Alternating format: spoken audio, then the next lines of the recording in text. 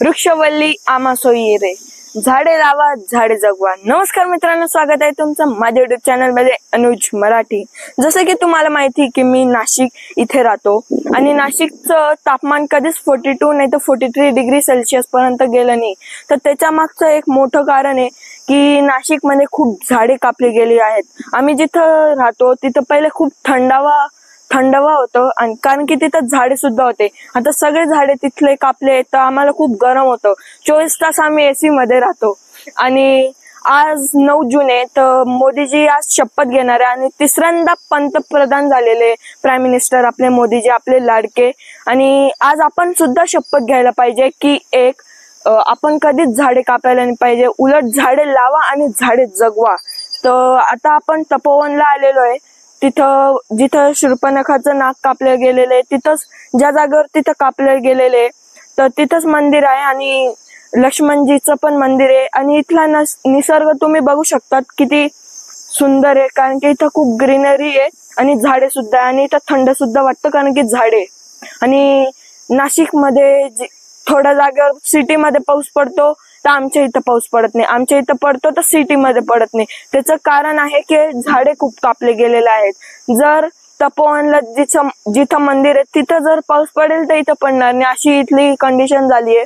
तर जर तुम्ही व्लॉग बघत असाल तर तुम्ही सुद्धा एक शपथ घ्या की आपण कधीच झाडे कापणार नाही। झाडे लावू, 1, 2 लावू, 3 लावू, खूप लावू, पण त्यांना कधीच कापायचं नाही आणि जगवायचं। तर चला आपण मंदिराच्या इथं जाऊयात।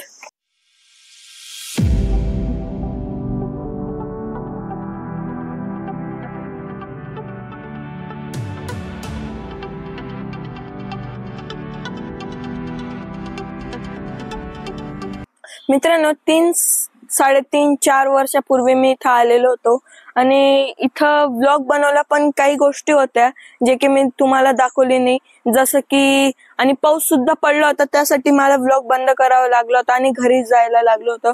काही गोष्टी जे की इनकम्प्लीट आहे, काही मंदिर सुद्धा आहे आणि ते सुद्धा दाखवणार आहे मी। आणि इथं यायचा माझा उद्देश हा आहे की तुम्हाला दाखवावं की इथली झाडं लावल्यावर कसं फील होतं आणि ऑक्सिजन पण किती मस्त भेटतं आणि तिथलं नॅचरली किती थंडी हवा लागते आपल्याला, ते तुम्हाला जसं की मला फील होईल मी तुम्हाला सांगेल।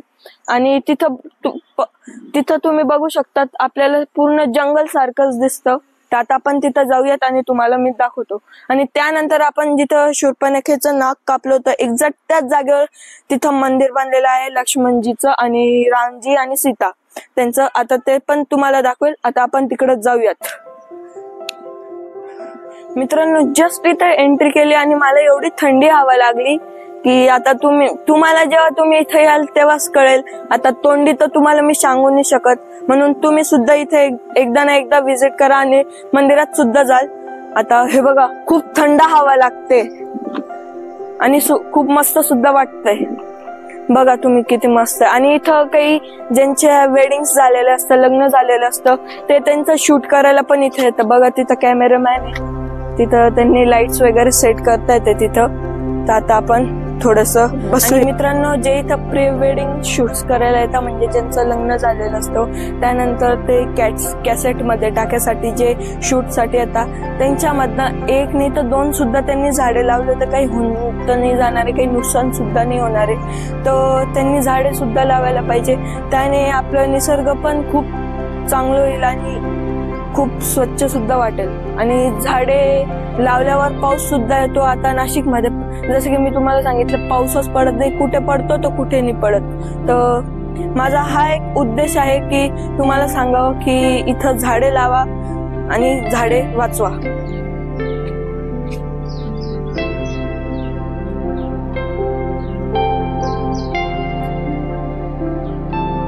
मित्रांनो, लॉकडाऊनच्या वेळेस जसं की तुम्हाला माहिती, लोकांना वर्क फ्रॉम होम दिलेलं होतं, त्यांना घरूनच कामं करायचे होते। तर जसं की मी तुम्हाला सांगितलं, इथला निसर्ग खूप चांगला आहे। तर लोक इथं असं बसून लोळून मस्त एकदम आरामात इथं काम करायचे आणि संध्याकाळी नाही तर रात्री जायचे त्यांच्या घरी, कारण की जो इथं काम करेल त्याला पण खूप इच्छा होईल काम करायची, कारण की निसर्गच एवढा भारी इथला।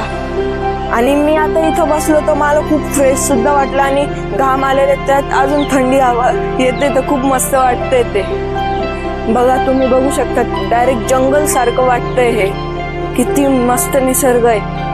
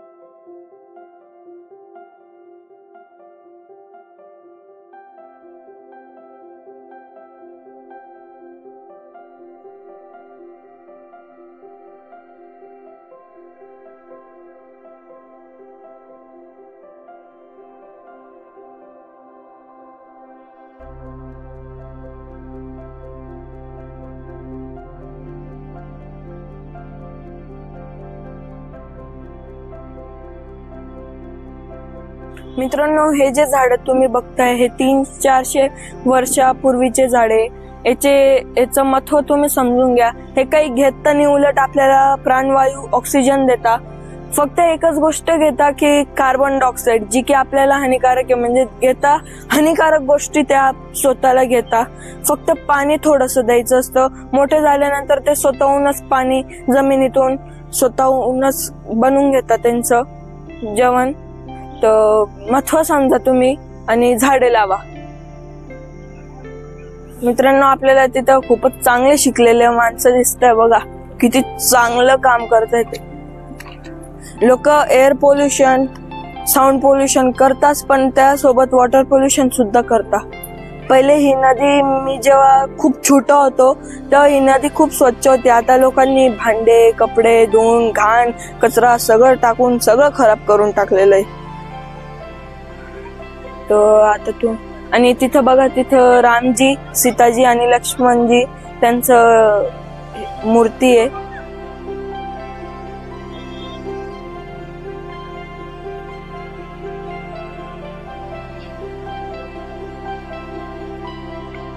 आणि तिथे पहिले ब्रिज होता तिकडच्या साईडला जायला, आता तो ब्रिज पण तुटून गेलेला आहे पूरमुळे. मित्रांनो, हे श्री लक्ष्मणजीचं मंदिर आहे. तर किती गर्दी इथं तुम्ही बघू शकतात. आता आपण मध्ये जाऊयात.